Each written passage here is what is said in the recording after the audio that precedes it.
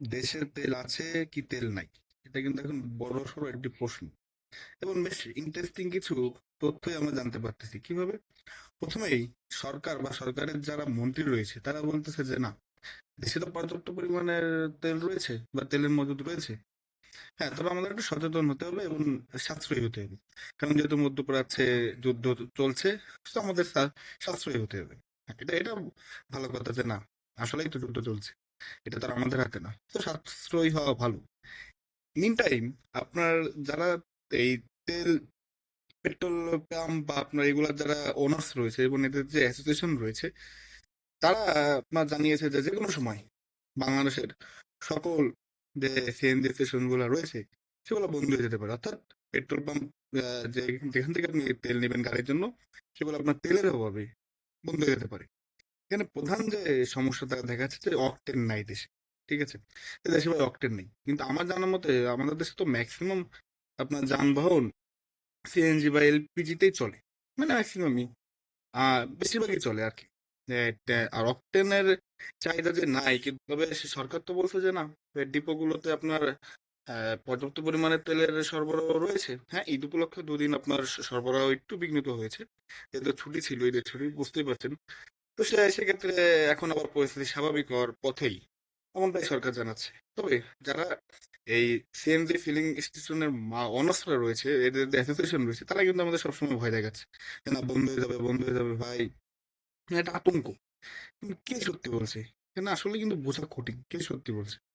কারণ আপনার সরকারের মন্ত্রীরা বারবারই বলছে যে না, তেলের মজুদ রয়েছে, আপনার ভয় পাওয়ার মতো কিছু নেই। তবে আবার কিছু কিছু পেট্রোল পাম্প আপনার সিএনজি ফিলিং স্টেশনে মাইকিং করা হচ্ছে যে অকটেন নাই, তেল নাই, ঠিক আছে, বন্ধ হয়ে যাচ্ছে সেগুলো, এগুলো মিথ্যা। তো কাকে বিশ্বাস করবো এখন? অনেকে বলছে যে ভাই, আজকে দেখলাম এক বিশিষ্ট বুদ্ধিবীচি, তিনি বলছেন যে ভাই, আওয়ামী দুর্বৃত্তদের হাতে এই ফিলিং স্টেশনের যে সিন্ডিকেট সেটা চলে গিয়েছে, এর জন্য তারা এই কৃত্রিম সংকট করতেছে। ভাই, আওয়ামী এই দুর্বৃত্তদের হাতে যদি এখনো এত পাওয়ার থাকে, তাহলে তো আপনার বর্তমান সরকার থেকে তো লাভ নেই রে ভাই। আমরা আগে এরকম দেখেছি, ঠিক আছে, যে সরকার ক্ষমতায় থাকে তারা বিরোধী দলের উপরে দায় চাপায় যে তাদের হাতে এই সিন্ডিকেট চলে গিয়েছে, তারা এগুলা করতেছে। এগুলা মানুষ না এখন খায় না। আপনার 1990 থেকে 2008 সাল পর্যন্ত বাংলাদেশের রাজনীতি ছিল, বা 2008 থেকে 2014-18, এই রাজনীতি না এখন আর মানুষ খায় না। আপনারা কেন বোঝেন না রে ভাই? কেন আমি বুঝি না যে কেন বোঝেন না। তো যাই হোক, এখানে যেই পক্ষই সত্যি বলুক, অন্তত আমাদের একটু ক্লিয়ারিটি থাকা উচিত যে না, আসলে তেলের মজুদ থাকলে আছে, না থাকলে নাই। কারণ এটা এটা তো আর আমরা সৃষ্টি করিনি, এটা ইরান ইসরায়েল আমেরিকার যুদ্ধের ফলেই সৃষ্টি হয়েছে। তো সরকার তো ভয় পাওয়ার কিছু নেই। এন্ড বিভিন্ন জায়গায় আপনার সবসময় দেখছি যে না, পেট্রোল পাম্প অ্যাসোসিয়েশন এর হাতেই মূলত আমরা জিম্মি হয়ে গেছি আমার মতে। আর সবচেয়ে বড় কথা কি জানেন? এরা হচ্ছে দাম বাড়াবে, এই জিনিসের দামটা বাড়াবে। এই যে আমাদের সাথে সিন্ডিকেট না, এটা সবসময় ওত পেতে থাকে যে বিশ্বে কিছু হলেই দাম বাড়াবে। এই যদি আপনার কিয়ামতও আসে, বাংলাদেশের যে কথা আছে না, যে কাফনের কাপড়ের দাম বেড়ে যাবে, একদম ঠিক কথা। বাড়াই দেবে রে ভাই, কিয়ামত ওই শুনে যে আগামী সপ্তাহে বা কালকে কিয়ামত। বাংলাদেশের এই লেবাসদারি কিছু ব্যবসায়ী আছে না, দেখলাম একদম মনে হয় জান্নাত থেকে আসছে। এই মালগুলো হচ্ছে আপনার মূলত এই সিন্ডিকেটের হোতা বেশিরভাগই। শুনতে খারাপ লাগবে, দেখবেন লেবাস দেখবেন শুধু। এটা হচ্ছে লেবাসদারি শয়তান। আর একটা সেম টাইম আমরা বরাবরই আমরা বরাবরই সিন্ডিকেটের হাতে জিম্মি। যে সরকারি বাংলাদেশে আসুক, এই সিন্ডিকেট না কেউ ভাঙতে চায় না রে ভাই। কেন জানি না। হয়তোবা তাদের নিজস্ব লোকই থাকে সিন্ডিকেটে, বা হয়তোবা এই যে সিন্ডিকেট, সেখান থেকে হাজার হাজার কোটি টাকা তারা ইনকাম করে।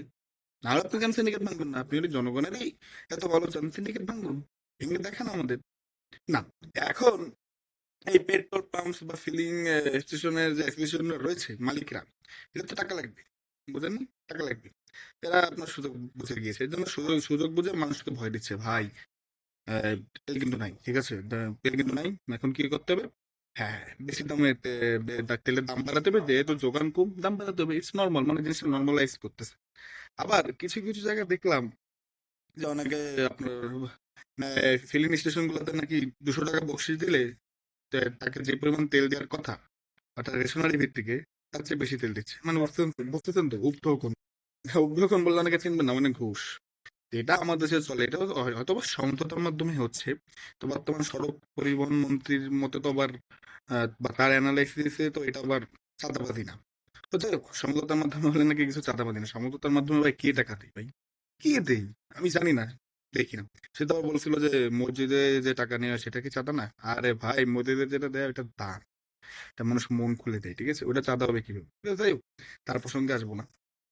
তো সামনের দিন যদি আসলেই আপনার তেলের সংকট হয় বা অক্টেনের সংকট হয়ে থাকে, যেটা আপনার বেশিরভাগ মিলেই বলছে বা বেশিরভাগ জায়গায় আমরা শুনছি, তাহলে কিন্তু আমাদের আসলেই চারিদিক থেকে আমরা প্রেসারে পড়বো, ইভেন আমাদের সরকারও। কারণ তেলের উপরে কিন্তু বর্তমান বিশ্ব চলে। বিদ্যুৎ আর তেল দুটো অপরিহার্য জিনিস। তেল ছাড়া কিভাবে বুঝতে পারছেন, সবকিছুর দাম বেড়ে যায়, সবকিছু। মানে এমনি তো আমাদের অর্থনীতি বিধ্বস্ত, পুরো ওয়ার্ল্ডেরই সেম সিচুয়েশন, দুটা দেশ বাদে। বাট তারপরও আমরা এফেক্টেড হবো খুব। আর ইফেক্টেড হবে কারা? এই দেশের সাধারণ মানুষ, আমি আপনি, ঠিক আছে?